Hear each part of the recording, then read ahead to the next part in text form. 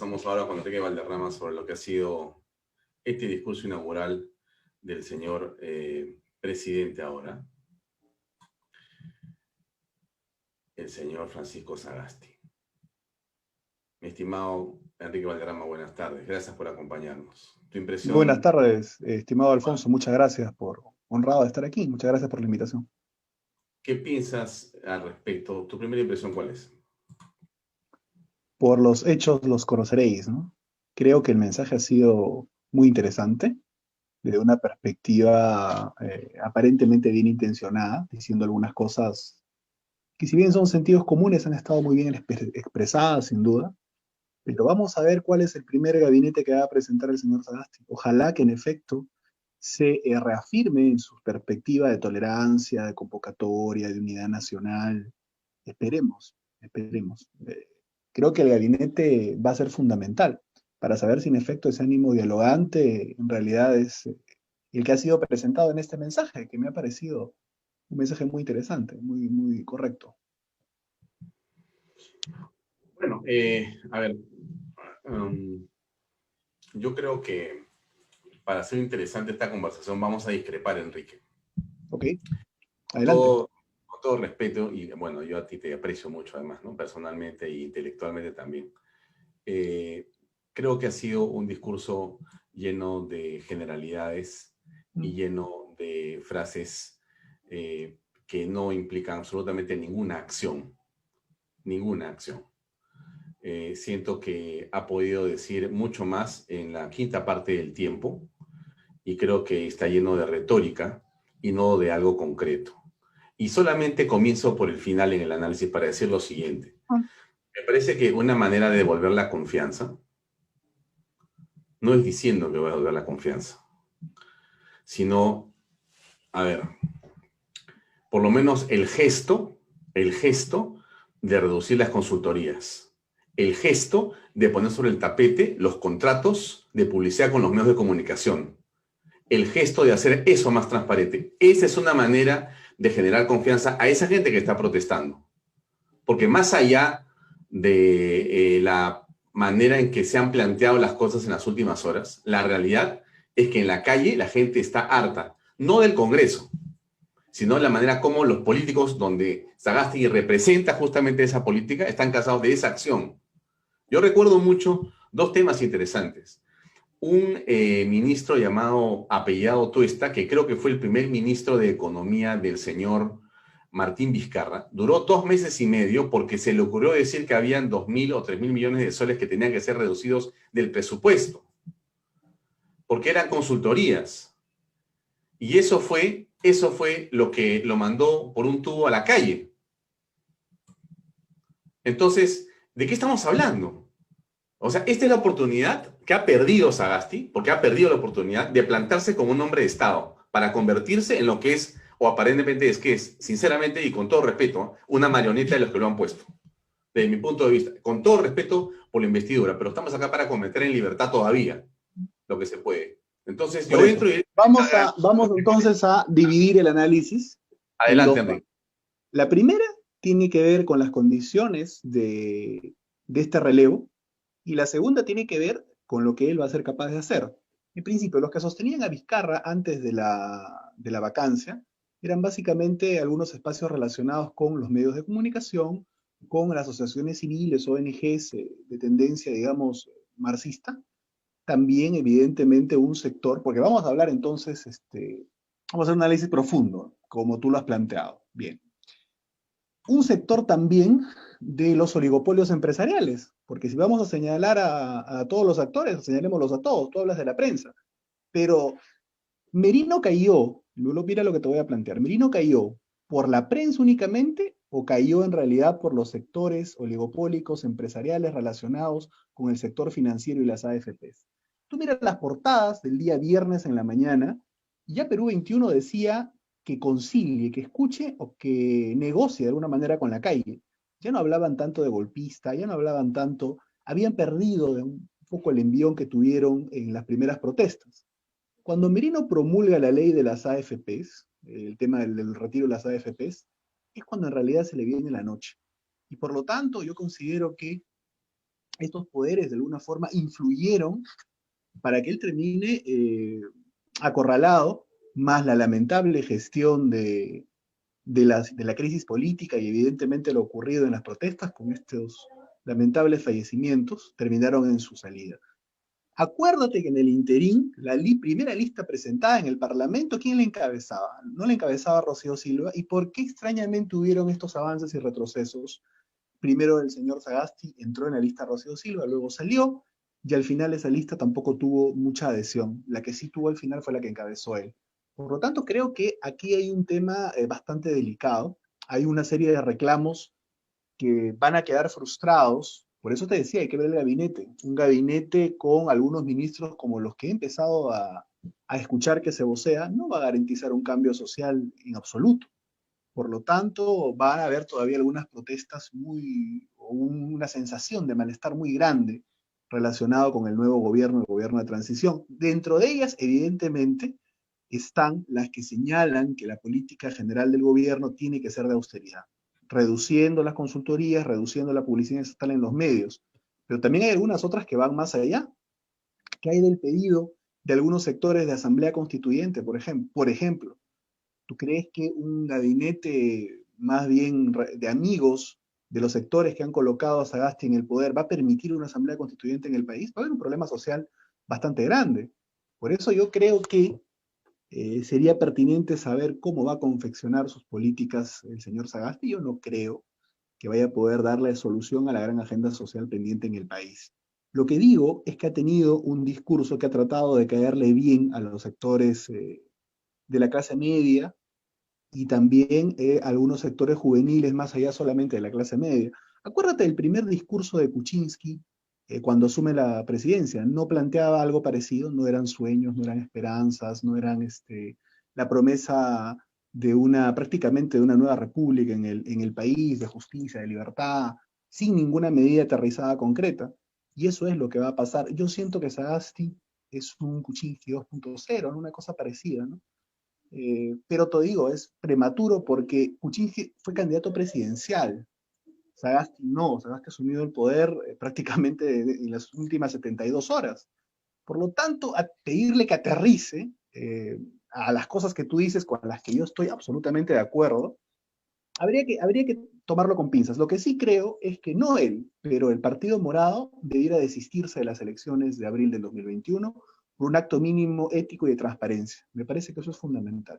El Partido Mm. Morado no debe participar en las elecciones de abril. Eso sí yo creo que hay que exigir institucionalmente. El señor Sagasti no es presidente del Partido Morado, lo es Julio Guzmán. Hay que exigir a Julio Guzmán y a su comité político que tomen esa decisión pensando en la democracia en el Perú. Sí, coincido contigo, mi estimado Enrique. Y a mí, alguien dirá que, en fin, esto es un detalle que no tiene importancia, pero la corbata morada de ayer me pareció fuera de lugar. Si hubiera sido un fujimorista el que asumía y se ponía una corbata naranja, iba a ocasionar la caída de todos los canales de televisión y todos los medios de comunicación iban a tener la corbata en primer lugar, porque eso ya es romper el principio de neutralidad. Así es, él es del Partido Morado. Ayer en plena crisis es elegido presidente del Congreso de todos los congresistas, no el Partido Morado, y sale él con una corbata del color de su partido. Me pareció fuera de lugar, pero es un detalle. Pero voy al fondo, Enrique, para complementar lo tuyo.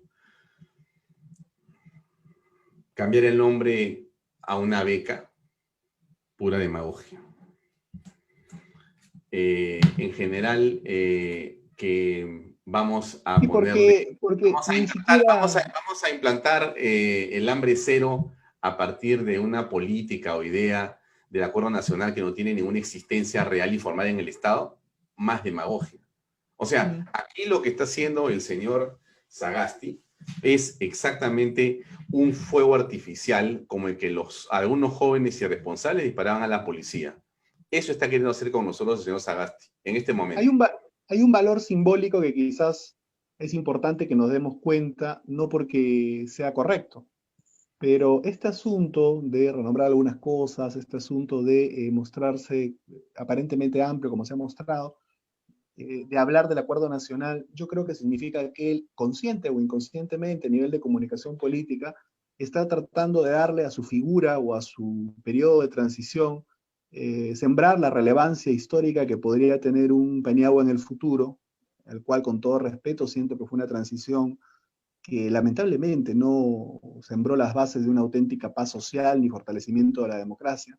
Tan es así que esa transición solamente nos ha durado 20 años y estamos en un momento democrático muy complicado, tan es así que estamos teniendo prácticamente una segunda transición con Sagasti en 20 años. Yo creo que él quiere un poco recuperar esos valores, ese estilo, para agradar o porque convencidamente él forma parte de un entorno que entiende las cosas de una manera, aparentemente, decirlo por decirlo así, socialdemócrata, pero sin un enfoque popular. Y eso es lo que me preocupa. Creo que, como repito, algunos sectores de la clase media, algunos sectores de la clase media alta, sin duda este discurso los toca bastante. Creo que los entusiasma incluso.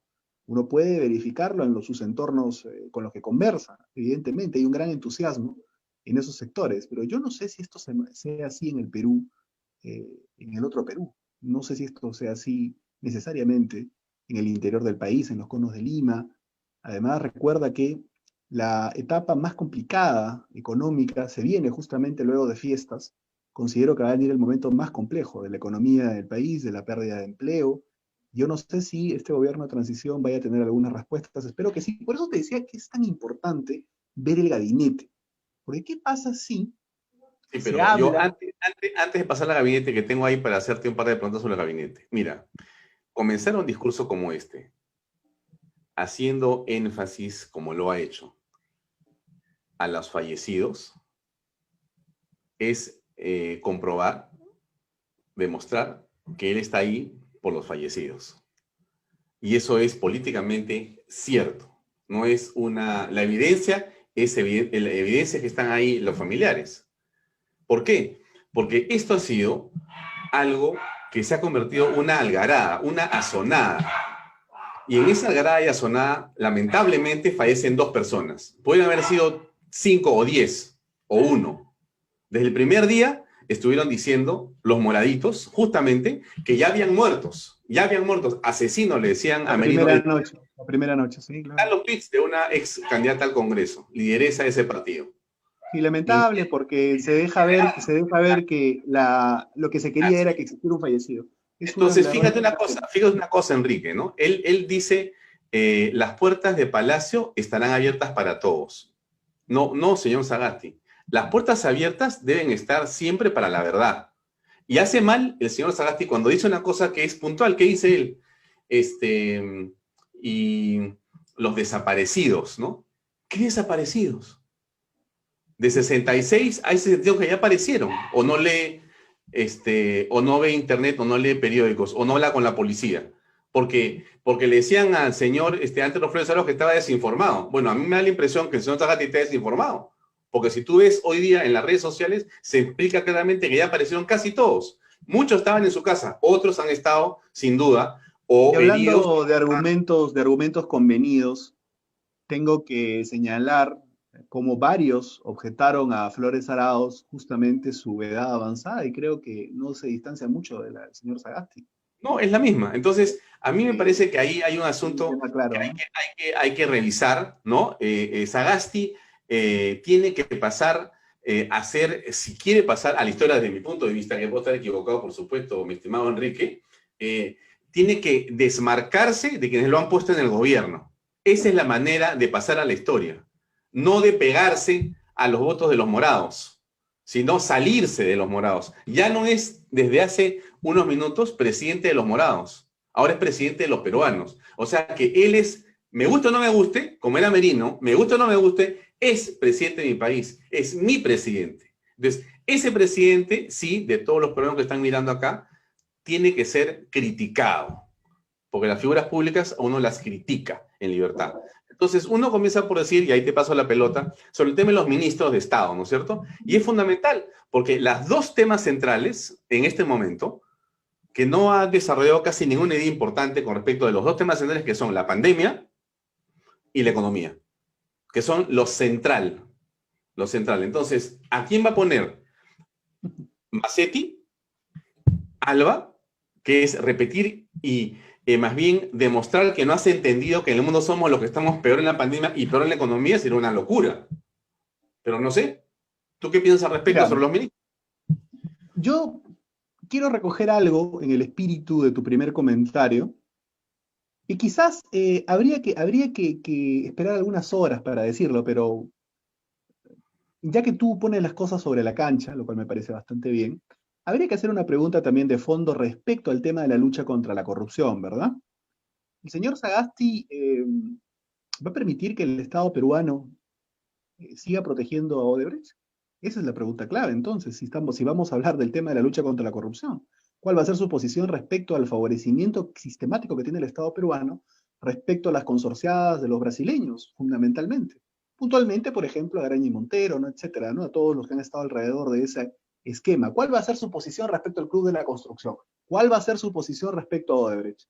Si hay una auténtica lucha contra la corrupción, creo que debiera empezar justamente por ese esquema. Y respecto al asunto del gabinete, he visto circular un rumor, por ejemplo, si el señor habla de unidad nacional, si Sagasti habla de reconciliación, habla de aceptar los distintos puntos de vista, convocar a alguien, por ejemplo, como un cateriano para hacer premier, desdibujaría plenamente todo su discurso. Espero que alguien con ese perfil no sea el premier que elegido. Si vamos a hablar de controlar adecuadamente la pandemia, y está clarísimo que el Perú ha tenido una gestión bastante negativa en ese punto, obviamente Macetti no debería estar. Dicho sea de paso, el Diario Expreso informó que se calculaba que aproximadamente un número muy importante de contagiados habían sido prácticamente ocultados por el MINSA de Macetti y de Zamora. Por lo tanto, creo que eso se debe investigar y no creo que sea pertinente que alguno de ellos, gente muy cercana a ellos, ejerce el MINSA ahora, porque podrían sin duda obstruir una posible investigación. Estuvo hace poco en algún canal Benavente comentando el tema también económico y hablaba de el asunto del mal manejo que se había tenido respecto de la economía por parte de la ministra Alba. Yo suscribo plenamente eso, suscribo la crítica además de mucha gente que habla del fracaso de FADEMIPE, habla del fracaso de Reactiva Perú, habla de Perú como una economía que retrocedió muchísimo.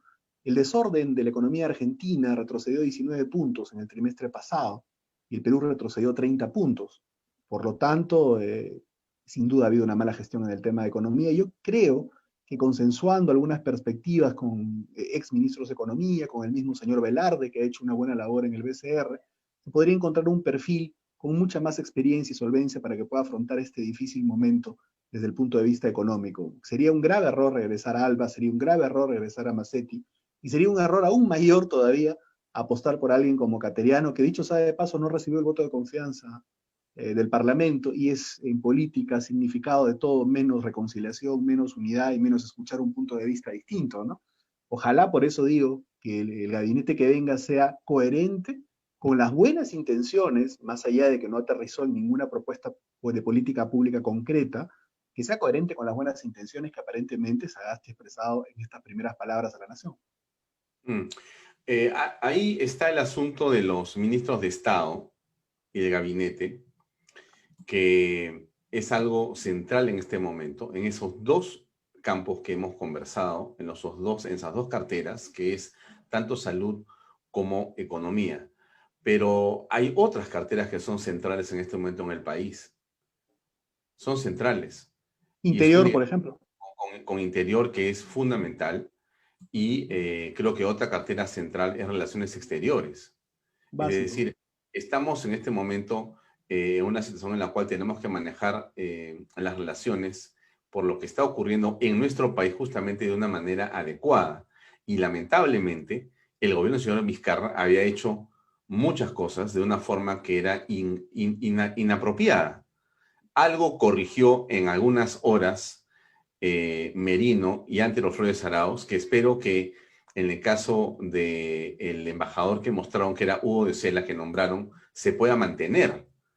Pero en general lo que yo percibo es que se necesita que el señor Sagasti entienda que tiene que desmarcarse de quienes lo rodean.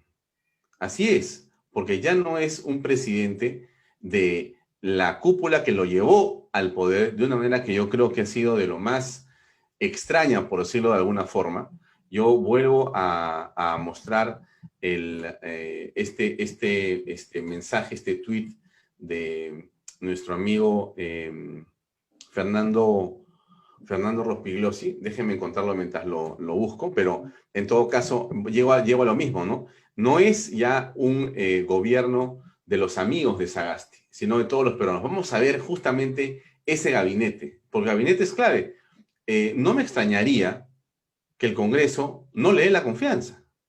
O sea, no vayan a pensar, y yo espero que los congresistas no vayan a creer que ahora están prácticamente genuflexamente o de rodillas a la calle. Así no se puede gobernar. Si van a hacer eso, que dejen su medalla, que dejen su sueldo y se vayan a su casa. El congresista tiene que tener un poco de dignidad. Un poco Bueno, de... eso es complicado porque en el siguiente sentido, ¿bajo qué circunstancia tú aceptas que se te imponga un pensamiento desde el punto de vista que los únicos que podían presidir la mesa directiva eran parte de los 19 que habían votado en contra de la vacancia? Aceptar ese razonamiento ya es claudicar. No, por Yo supuesto, claro. manifesté hace un tiempo que con la Lee eso, vacancia, lee eso, Enrique, que es lo que por estás diciendo supuesto, tú. por supuesto, o Democracia sea, inversa. El Perú ha inventado un nuevo sistema político en el que los que pierden las elecciones son los que gobiernan. Los dos partidos con menos congresistas en las últimas elecciones son los que designan el presidente de la República y el Congreso. A ver, tú explícame, por favor, porque Rospigliosi no está para explicármelo. ¿Tú entiendes esto o crees que Rospigliosi está mal? no, creo que está muy bien. De hecho, yo creo que es el analista ahora político más lúcido que hay, a pesar de que el comercio lo pone, perdón, la encuesta del poder lo pone en cuarto lugar, creo que él está muy por encima de los demás.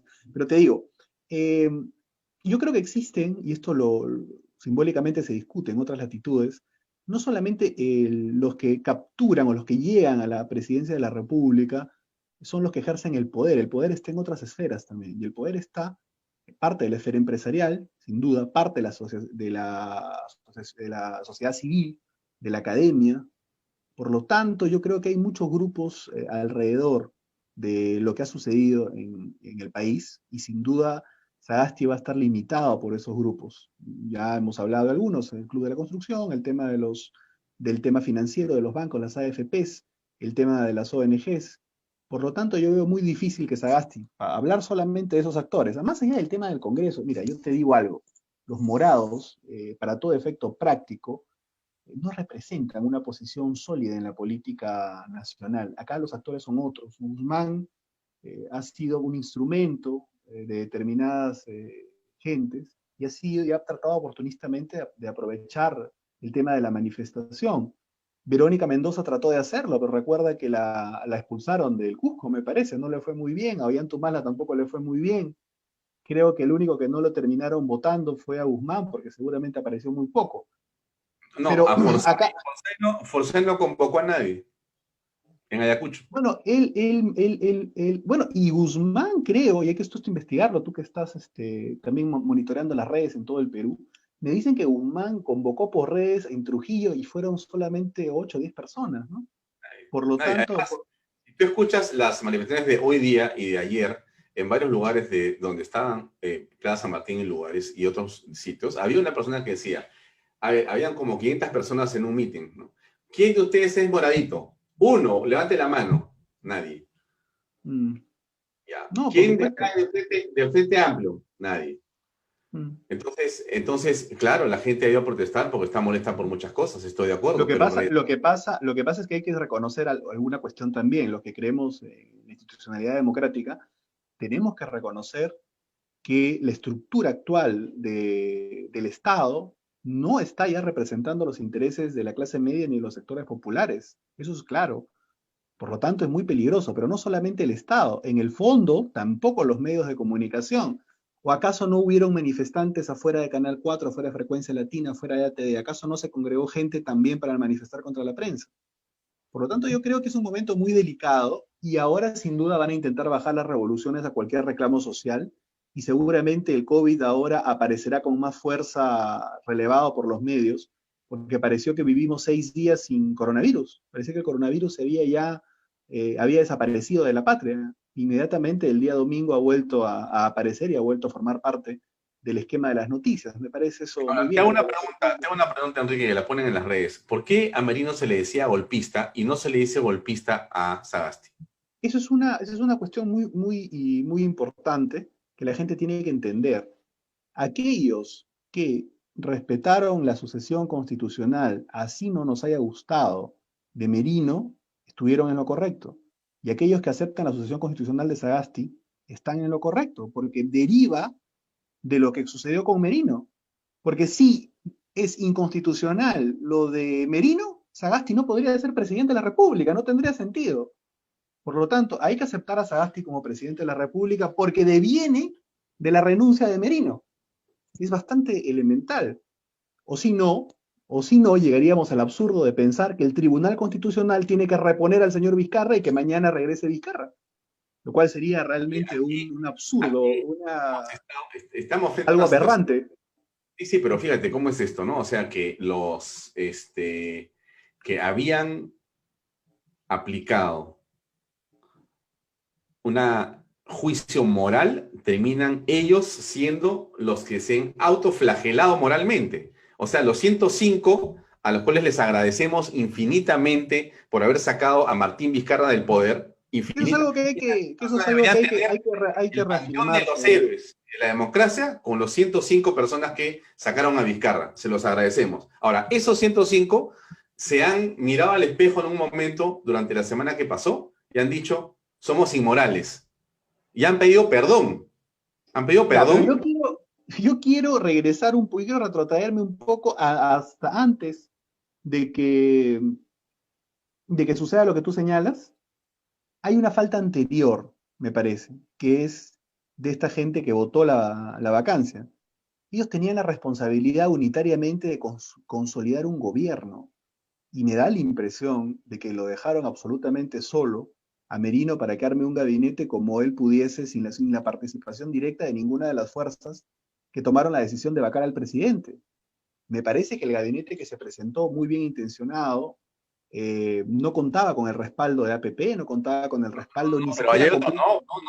perdóname, no, pero Enrique, esa es una lectura. Déjame darte otra para justamente conversar. Lo que dicen. Acuérdate que el TREPAP ya había anunciado que no iba a votar por el gabinete Arauz y el Frente Amplio también. Claro, lo daba a entender. Por lo tanto, eso es una gran irresponsabilidad también. No, pero espérate. Sino la Constitución misma del gobierno. Te ha sido un paso adelante. Mira, date 2 días atrás a lo que estás señalando. Mira, antes que se hable el gabinete, cuando jura Merino, ¿cuál es la sensación de los medios? ¿Cuál es el trending topic? ¿Qué cosa es lo que dicen los medios en general? No vayan a poner personas del Parlamento como ministros, ¿ah? Le dicen a Merino, no se te vaya a ocurrir porque aquí tienes que separar el Ejecutivo del Legislativo. No puede ser lo mismo, le dicen. Entonces Merino dice, tienes razón. Ojo, ni uno solo, ni siquiera del partido. O sea, totalmente independientes. Eso se lo dice a Merino de todas las formas. Todos los comentarios. Divide y vencerás, ¿no? Y se tragó la pastilla y fue mortal para ellos, ¿no? Se nombra personas que están alejadas de los partidos políticos del Congreso, ¿no es cierto? Entonces, como sea, había que, si nombraba a alguien del Congreso, iban a decir, ya ve, o sea, Ejecutivo y Legislativo no puede ser, pues, no puede ser. Era lo que decía. Bueno, tenían claramente. Decía eso. No puede ser que el Ejecutivo y el Legislativo sean lo mismo, no puede ser. Eso no hay división de poderes, eso está mal. Que lo revise el TC. Bueno, pero el señor Martín Vizcarra, que bien vacado está, no tiene autoridad moral ni para hablar de la lucha contra la corrupción porque tiene 50 juicios, y menos aún de separación de poderes porque él disolvió un parlamento y gobernó sin Congreso. ¿De qué puede dar lecciones de división de poder? Y bueno, yo creo que ahora ya es muy gracioso porque en el momento que hay un desorden en el parlamento, Vizcarra tiene la perspectiva tan oportunista de intentar sugerir que tiene que regresar al poder. Afortunadamente la sucesión constitucional se ha respetado y Vizcarra no ha regresado al Parlamento, porque eso es algo que la bancada misma morada pidió, acuérdate, hay un documento que presenta la bancada morada diciendo de que se nombre, que le retornen el poder a Vizcarra anulando la vacancia. Por lo tanto, era una posibilidad que afortunadamente se ha descartado. Pero lo que te digo es, hubiera sido mejor que se arme una cuestión de consenso con la gente que puede ir a Pero, estar Enrique, alrededor del ese Parlamento. documento del que estás hablando está en pantalla. Es muy importante lo que has dicho, Enrique. Has recordado un tema central. Déjame agrandarlo un poquito para que la gente lo pueda leer. Ahí está, mira, ve. Este es el documento de fecha 15 de noviembre. Ayer ha sido 16. Así es, eso es antes de Ya, ayer, nada más. qué cosa dice acá? ¿Qué cosa dice acá que es muy importante? Después del punto 1, 2, 3 dice, de esa forma, tanto el señor Vizcarra como su gabinete retomarán sus cargos de inmediato para continuar con los esfuerzos contra la pandemia y la crisis económica. O sea, hace 48 horas, Sagasti, Gino Costa y todos los morados estaban convencidos, firmaban y ponían comunicado diciendo que tenía que regresar Vizcarra al poder, pero han puesto en el poder a Sagasti. Entonces, ¿cómo se explica esta nueva contradicción de este partido que ahora es el partido de gobierno? Bueno, claramente, estaba en una situación en la cual no encontraban todavía consensos y querían presionar a los Pero parlamentarios que habían sí, votado por la vacancia para decir, bueno, entonces que regrese Vizcarra y ustedes van a quedar aún peor, porque habiendo votado por la vacancia se anula, regresa Vizcarra y es una derrota aún más catastrófica para ustedes. Y evidentemente, en segundo lugar, porque es claro que no teniendo bancada formal en el Parlamento, los morados han sido la bancada de Vizcarra durante todo este tiempo. Han respaldado casi cada una de sus políticas y evidentemente hoy día eso les ha permitido llegar fundamentalmente al poder. Pero te voy a decir una cosa adicional que no quiero que se me pase. ya, pero antes, apúntala un segundo porque déjame leer solamente las siguientes dos líneas. Dice, esta semana ha quedado demostrado que poner a un nuevo presidente de la República bajo las actuales circunstancias políticas, sanitarias y económicas y que formar un nuevo gabinete de consenso alargará la crisis y el sufrimiento de los peruanos. Eso decían hace 48 horas o 24 y ahora han puesto un presidente y están en un gabinete, pero es el de ellos. El de ellos sí, el de ellos sí, el de Merino no. Puf, puf, puf, el de Merino. Pero el de ellos Bueno, sí. ahí has tocado indirectamente otra cuestión que hay que analizarlo con calma, con tiempo, pero no hay que dejar de decirlo, ¿no?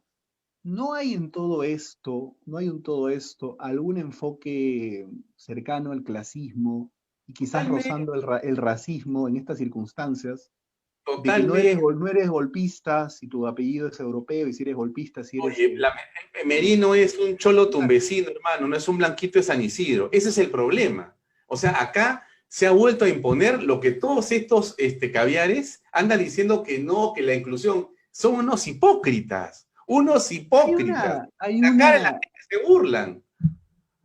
Es obvio. hay una perspectiva que no se están dando cuenta, porque al contener de alguna forma las expresiones del Perú real, y evitar que la política fluya con los cauces institucionales y republicanos, lo que están creando es la posibilidad de que aparezca un monstruo tarde o temprano, que represente intereses populares, pero fuera del marco democrático. Me preocupa ahora que un discurso pro asamblea constituyente, un discurso pro eliminación de la perspectiva de la inversión en el Perú tome una gran potencia y una gran fuerza, por la irresponsabilidad que están teniendo los grupos actualmente de las élites, tanto de la élite de la sociedad civil, de la élite académica y de la élite empresarial.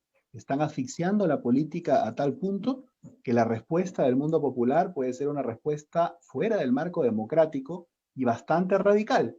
Y eso es algo que hay que atender.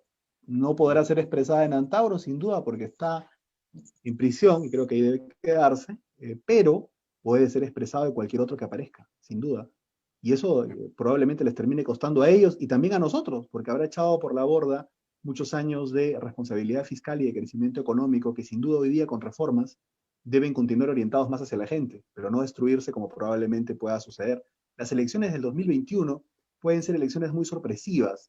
Yo le comentaba a algunos amigos y les decía, mayo del 68, que fue impulsado fundamentalmente por el Partido Socialista y por el Partido Comunista, que terminó en un adelanto de elecciones, eh, perjudicó a los movimientos que impulsaron justamente esas manifestaciones. Y a veces esto de lo que usualmente dicen, que nadie sabe para quién trabaja, termina siendo cierto, y no quieran Dios no quiera para los intereses de determinada perspectiva, termine ganando una derecha populista bastante radical en el 2021. No es descartable, te lo digo desde ahora. Sí, yo creo que no hay tiempo para primaveras, no hay tiempo para beneficios de duda. Nosotros simplemente opinamos sobre lo que escuchamos y lo que vemos. Y por eso es que yo creo que el señor Sagasti tiene lo que tenía el señor Merino, lo que se llama la legitimidad de origen. La legitimidad de origen. La legitimidad en funciones se obtiene con el gobierno que al señor Merino no le permitieron y que Sagasti, vamos a ver seguramente la prensa afín y los medios en general le van a permitir. Vamos a esperar que se consolide por el bien del país y vamos a esperar, por supuesto, que logre llevar adelante sobre todo el proceso electoral. Eso es lo central. Casi la única razón por la cual necesitamos un presidente que no sea Martín Vizcarra, claramente, es para que hayan elecciones limpias.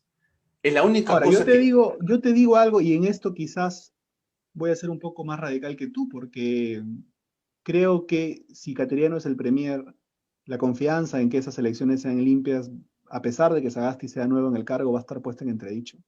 Porque él fue el premier del año 2016, en donde hay algunas dudas respecto a lo que sucedió en ese proceso electoral. Esperemos que eso no sea así, pero yo diría cuatro cosas que tendríamos que impulsar. Mira, la primera es lo que has dicho, elecciones limpias. Pero luego, creo importante y fundamental que se haga un sinceramiento de las cifras de contagiados y fallecidos en el tema de la pandemia. Creo que eso hay que exigirlo, eso es importante, eso es básico. En segundo lugar, el impulso clave del tema de la reactivación económica.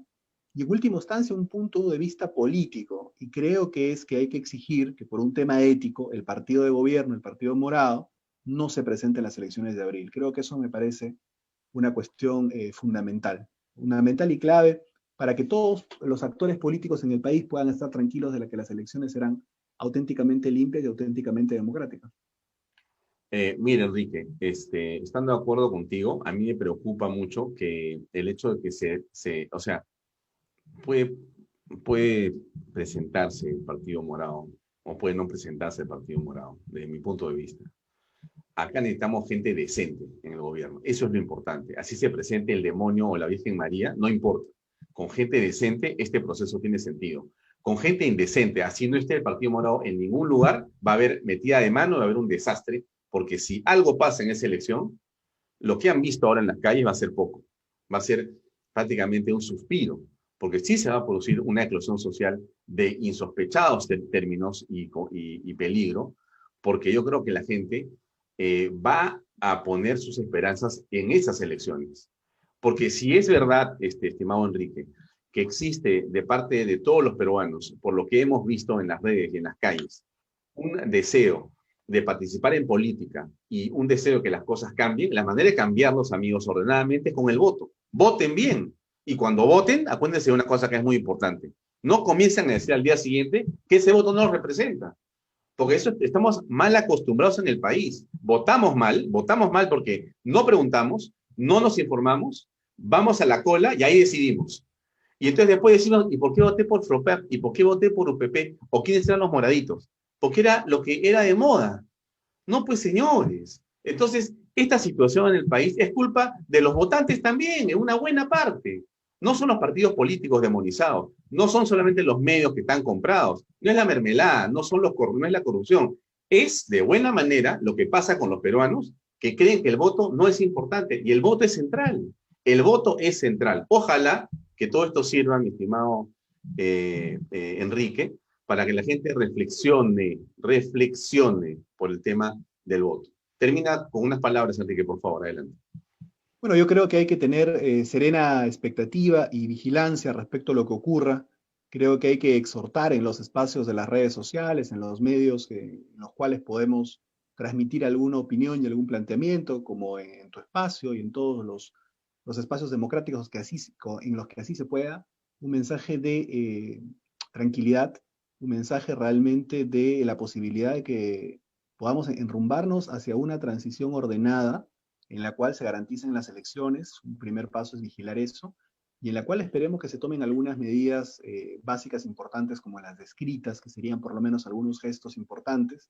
Sin duda, sumado al hecho de exigirle también al Estado, en empatía, al gobierno, en el Estado, que sea empático con la gran crisis económica que existe y que adopte una política nacional de austeridad. Creo que es importante que en estos momentos de crisis económica, en donde el mismo señor Sagasti ha dicho que nos vamos a endeudar con 30.000 millones, es importante que el gobierno y el Estado dé el ejemplo, instaurando una política nacional de austeridad, reduciendo considerablemente durante estos 8 meses los gastos superfluos, fundamentalmente asociados a las consultorías y a la publicidad que el Estado contrata en los medios de comunicación, como un gesto importante, que reafirme su perspectiva dicha en el mensaje de hoy de lucha contra la corrupción, evitando que la influencia del Club de la Construcción y de Odebrecht siga permanentemente fuerte en el país, y fundamentalmente lo dicho ya sobre el asunto económico, sobre las elecciones limpias. Vigilemos que todo esto sea así. La sucesión de Sagasti ha sido constitucional, como la de Merino también lo fue, eso hay que tenerlo claro, y por lo tanto hay que respetarla, pero hay que estar vigilantes para que una casta determinada no entre ahora completamente y sin freno al gobierno quizás a hacer algunas tropelías. Esperemos que eso no sea así y mantengámonos siempre en serena y vigilante expectativa. Muchas gracias por tu convocatoria, estimado Alfonso. Un gusto tenerte siempre, mi estimado Enrique Valderrama, un joven valor de la política peruana, que en algún momento seguramente el pueblo también elegirá, espero que sí, con sabiduría.